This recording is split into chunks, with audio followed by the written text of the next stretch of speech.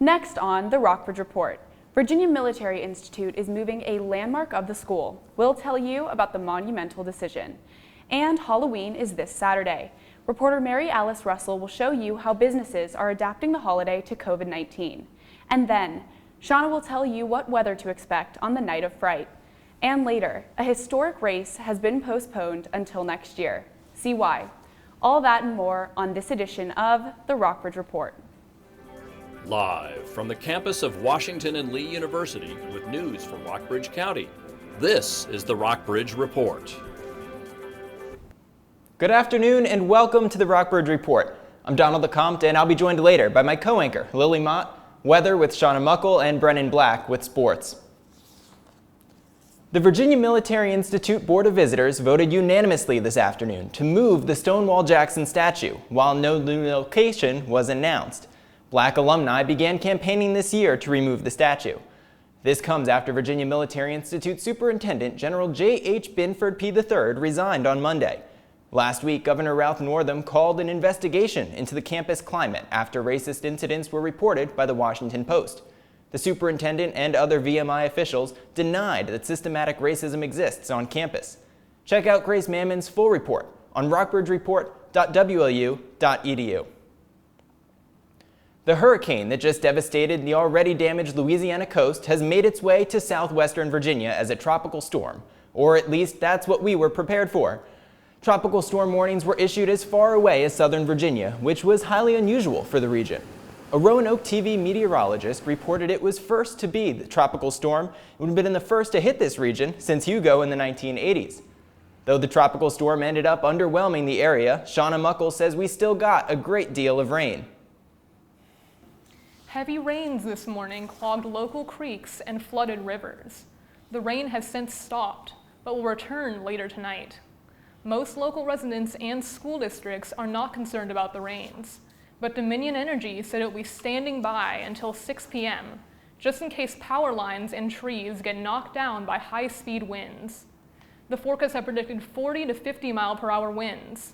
Mayor Frank Friedman said, quote, "If power lines or trees fall and block roads, the city of Lexington is not equipped to deal with the aftermath." Less than a week to go before Election Day 2020, and that means President Donald Trump and former Vice President Joe Biden are hitting the campaign trail hard, working to draw in those final votes. Melissa Rainey has the latest. Long lines and cold temperatures aren't holding voters back, as scenes like this are common around the country right now. More than 75 million Americans have reportedly already voted. That's more than half of the entire turnout in the 2016 election. This 101-year-old woman proud to be part of that number. It just made me feel so good. And now I know I am somebody. Meanwhile, the presidential candidates are amping up the push for votes. President Donald Trump stopping in Arizona Wednesday to announce a new plan aimed at helping the Hispanic community. The American Dream Plan will bring more than 2 million new jobs to Hispanic communities. Former Vice President Joe Biden campaigning in his home state of Delaware Wednesday, criticizing the Trump administration's response to the COVID-19 pandemic and promising things would differ in a Biden White House. We'll let science drive our decisions. We will deal honestly with the American people. And we'll never, ever, ever quit. Looking ahead to the weekend, former President Barack Obama will join Biden on the campaign trail in the key battleground state of Michigan on Saturday. It's their first joint campaign appearance this year. Trump also focusing on battleground states as Election Day closes in. He will be in Tampa, Florida, and Fayetteville, North Carolina on Thursday. I'm Melissa Rainey reporting. The members of the Washington and Lee chapter of Alpha Kappa Alpha say they are happy to see a black woman on the presidential ticket. Kamala Harris is a member of AKA, which she joined at Howard University. The sorority cannot make official donations or endorsements, but the W&L members are finding other ways to get politically involved. Read reporter Grace Mammon's story on our website at rockbridgereport.wlu.edu. Halloween is this Saturday, and Lexington and Buena Vista have figured out some safe ways to celebrate the holiday. Mary Alice Russell has the story. The global pandemic is not stopping the Rockbridge area from having a happy Halloween. Main Street Lexington is still hosting the downtown Lexington trick-or-treat event. Main Street Lexington's executive director, Rebecca Logan, explained that there will be some changes. We're not encouraging a big crowd all at once. We'll hope that folks will just come as they can. And we've asked them to, follow the guidelines. Not all businesses are participating, but many are getting creative. Cindy Hughes, the owner of Sugar Maple Trading Company, will give out candy in a fun way. Kind of creating a fun little thing, like a little chute or something to put the candy down that kids will have fun. So we're trying to make it fun because we know that it's been a long haul for some of these kiddos. Another business trying a new approach, Just Games Lexington. Kids who come in costume will take, and they want to be part of our costume contest, they'll be able to have their picture taken outside the shop, and we'll be posting that on social media. Safety is the top priority for businesses and families this Halloween weekend. The Centers for Disease Control and Prevention recommend that you wear a mask, but not just the usual Halloween mask, a mask like the one I'm wearing. Lexington's Jackson Avenue will be closed on Saturday evening from 5 o'clock to 8 o'clock for trick-or-treating. Hull's Drive-In is hosting the 8th annual Hull-O-Ween Bash on Friday and Saturday night. The drive-in movie theater will be playing Hocus Pocus and The Nightmare Before Christmas. In Buena Vista, the spooktacular celebration has been canceled, but trick-or-treaters will be able to participate in a candy drive-thru at Glen Morey Park. Go to the Rockbridge Report website to learn more information about the events that are happening this Halloween weekend. With the Rockbridge Report, I'm Mary Alice Russell. Next on the Rockbridge Report, COVID cases are once again on the rise. We'll show you some of the hot spots across the country. We're finally seeing a break in the clouds after heavy rain all this morning and afternoon. And while we've seen the last of the rain for a while, November will bring some much colder temperatures. Tune into the Rockbridge Report for this week's forecast. And later. To come back out here and see everybody having fun is just awesome. It makes 2020 feel somewhat normal. Horse racing has returned to Kentucky. We'll show you the response. Welcome back to the Rockbridge Report. I'm Lily Mott. 32 states are now considered red zones for coronavirus cases. That's according to new reports from the White House Coronavirus Task Force. CNN's Brian Todd reports. In front of the Milwaukee City Courthouse, hundreds of empty chairs placed in solemn rows. A memorial set up by local leaders to represent coronavirus victims who won't be there for their families' holiday celebrations this year. Look at those chairs. That's how serious it is. People, stop taking this virus lightly. With his state surpassing 200,000 cases and hospitals in crisis, Wisconsin's governor couldn't have been more dire in warning residents to take precautions. There's no way to sugarcoat it. We are facing an urgent crisis, and there is an imminent risk to you, your family members, your friends, your neighbors. And one expert says some areas of the country may soon have to ration hospital care for COVID patients and be forced to make excruciating decisions. When you have a massive surge of critically ill patients, it will very quickly overwhelm the system and require us to make those really difficult decisions about who gets an intensive care unit bed, who gets a ventilator, and who, unfortunately, will have to die. In New Jersey, the governor says he's trying to avoid a wider shutdown of businesses and schools. But he says many of his state's outbreaks can be traced to private gatherings in homes, where the rules are tougher to enforce. It's serious, there's no question about it. And it's really migrated from hot spots in particular communities or in higher education. Now it's pretty much up and down the state. The U.S. is now averaging over 70,000 new cases per day, even worse than the surges in the spring and summer. 40 states are trending worse in the reporting of new cases. Only one is trending better. Dr. Anthony Fauci said one of the reasons for the current surge in cases is that too many states went off on their own instead of following the safety guidelines set up by the Coronavirus Task Force. He says that is also one of the reasons why it's taking so much longer to get back to normal. Rockbridge County health officials are urging people to get their flu shots to avoid a twindemic. Hospitals will be overwhelmed if they have to treat both COVID and the flu. Doctors say flu shots are available at Walmart, CVS, Kroger, and the Lexington Prescription Center. Customers must wear a mask and verify they do not have COVID.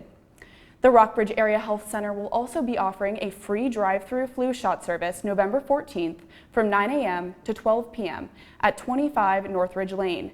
Flu shots are first come, first serve. Read reporter Jin Mee's story on our website at rockbridgereport.wlu.edu. And the White House is taking credit for, quote, ending the coronavirus pandemic, listing it as an accomplishment even though the pandemic is nowhere near over. And as CNN's Caitlin Collins reports, President Trump is touting his so-called success on the campaign trail. President Trump out west today with 2 rallies in the pivotal battleground state of Arizona. We're heading to Arizona.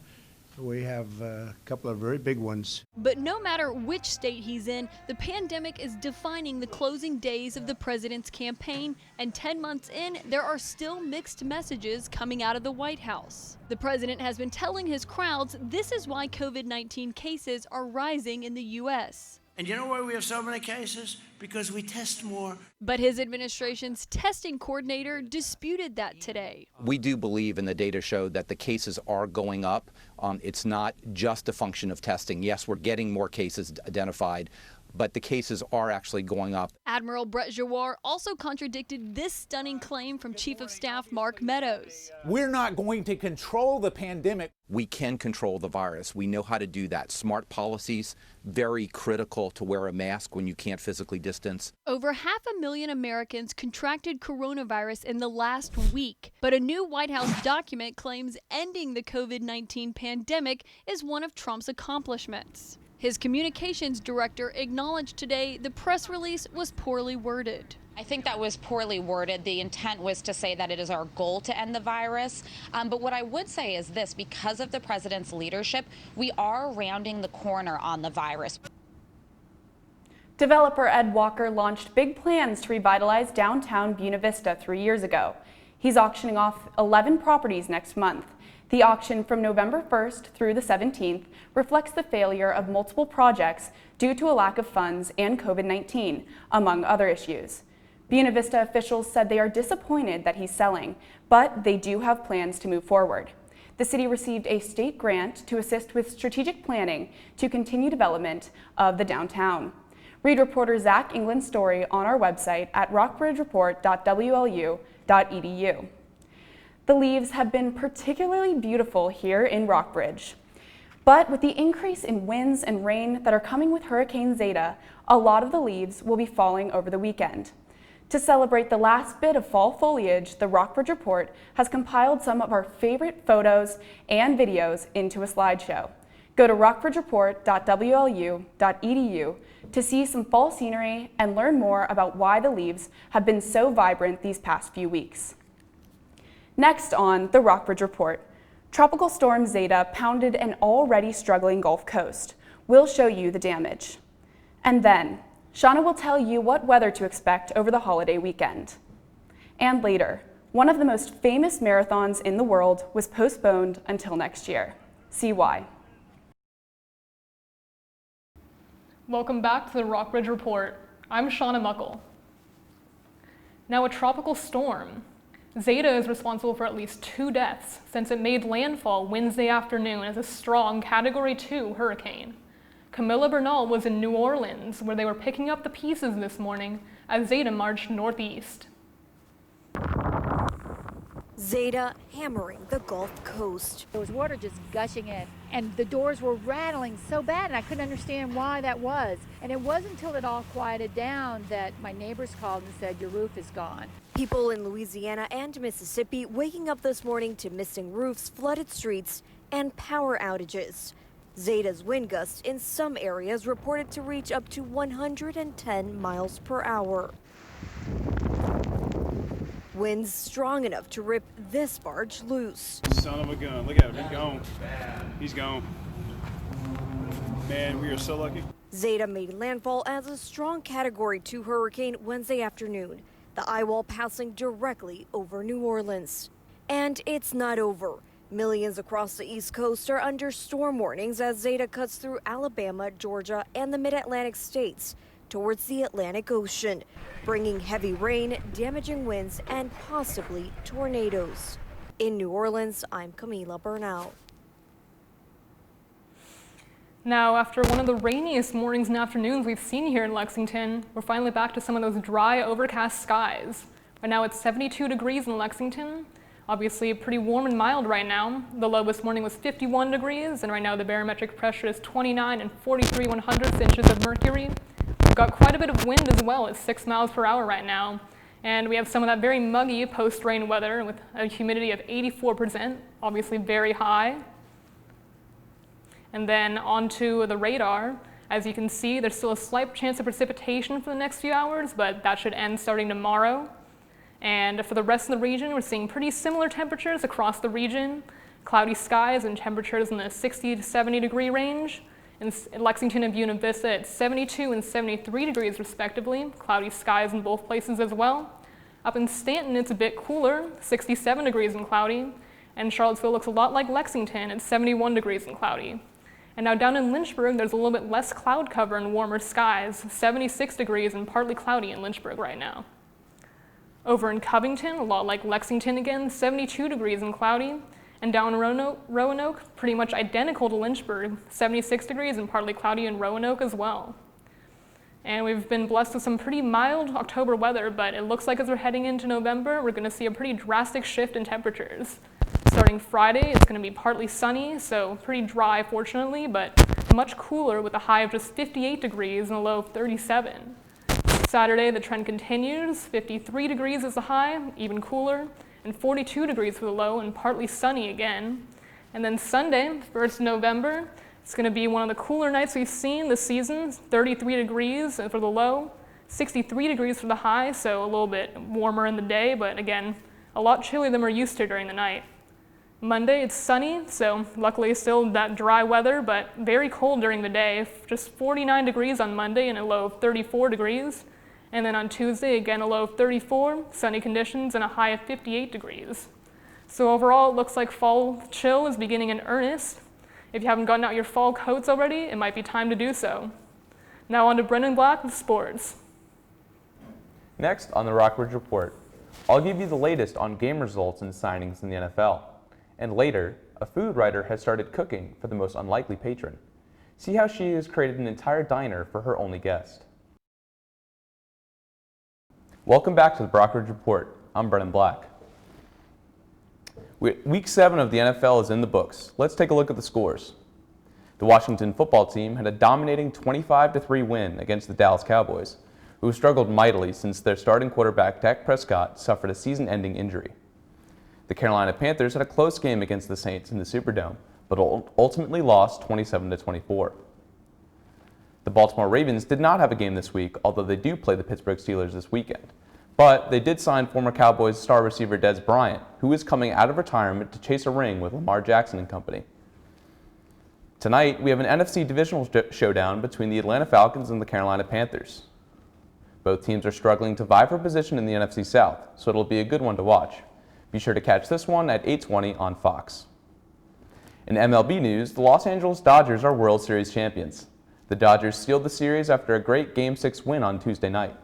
This is the 7th championship in the team's history, but the first championship for the team since 1988. The next Boston Marathon won't happen until the fall of 2021. The annual event is usually held in April, but due to the pandemic, it has been postponed. The organizers say the exact date will be announced by the end of this year, and they made clear that reducing the field size or holding the event on a weekend is on the table. The 2020 marathon was canceled because of the coronavirus, but the event was replaced with a 10-day virtual experience. And I'll leave you with this last story. Fans returned to Churchill Downs on Sunday for the first live racing event there since last fall. Kristen Shanahan shows us what precautions are being taken at the famous horse racetrack amid the pandemic. The cheers and excitement, mixed with the sound of hooves hitting the dirt, brought tears to eyes. I didn't foresee it being emotional today, but I did get emotional when they ran that first race and the horses were coming down the stretch. I've been waiting all year for it. just to come back out here and see everybody here having fun is just awesome. It makes 2020 feel somewhat normal. Churchill Downs' 131st Fall Meet kicked off Sunday with fans socially distanced in the grandstands. It's been really refreshing. Participants who attended the 146th Kentucky Derby less than 2 months ago remember the empty feeling as the horses left the starting gate. It was very eerie. Everything was closed. There were just a few places open, and just without the fans and without everybody yelling and the excitement and the hats and the dresses, it was just very different. Churchill Downs says just over 1,500 fans attended the first day of 2020's Fall Meet, less than last year's daily average attendance of 4,200. This year's experience is definitely different with temperature checks, face masks, and social distancing requirements, but still one to remember. Since COVID started, we haven't been to any sporting event that's had anyone attending, and to finally be around some, even though it's a smaller amount of people, to be around some people, it's so fun. It's such a great atmosphere again. She usually writes about food for a living, but the pandemic has helped one woman switch sides to making food. She's spending her days whipping up recipes for an odd but adorable dinner guest. CNN's Jeannie Mose has the story. What's a food writer in Georgia to do when there are so few restaurants open to write about? She opened her own for a chipmunk. Oh my God, he's eating the taco.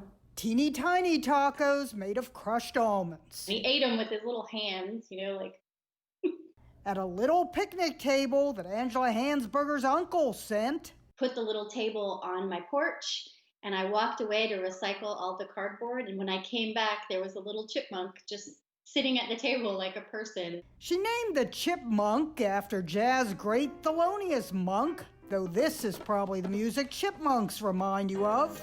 Alvin. Thelonious doesn't have to sing for his supper that ranges from berries to sushi so small Angela used tweezers to pair a grain of rice with peaches. She doesn't skimp on the decor. Welcome to the ramen shop. Her husband used a plastic Easter egg to make a barbecue. Pizza was served atop the wire cage that encloses a champagne cork. Thelonious Monk has gone camping and eaten on white tablecloths. He's dined alongside an absentee ballot box and a skeleton. But he'll never look that thin the way he's eating. Most mornings I come down now, and he's just sitting there waiting at the table for me, like, human, hello. Angela's cat loves watching the chipmunk. He taps the window softly and makes really soft noises. Focusing on the little picture has made Angela less stressed about the big picture of COVID and presidential politics. Took away that sense of dread. If there's something Thelonious dreads eating, he drops it like a hot potato and has no shame about knocking over platters to get to his preferred dish. This is a rodent with larceny in his heart. Picked up the bowl and he drank all of the soupy ramen, and then he stole the bowl. And that cute little goblet? He shoved it in his cheek and took it away. With his ever-present buffet, Thelonious must be thinking every day. This is the greatest day of my life. Jeannie Mose, CNN, New York. For Brennan Black, Shauna Muckle, Lily Mott, and the rest of the Rockbridge Report team, I'm Donald LeCompte. Good evening.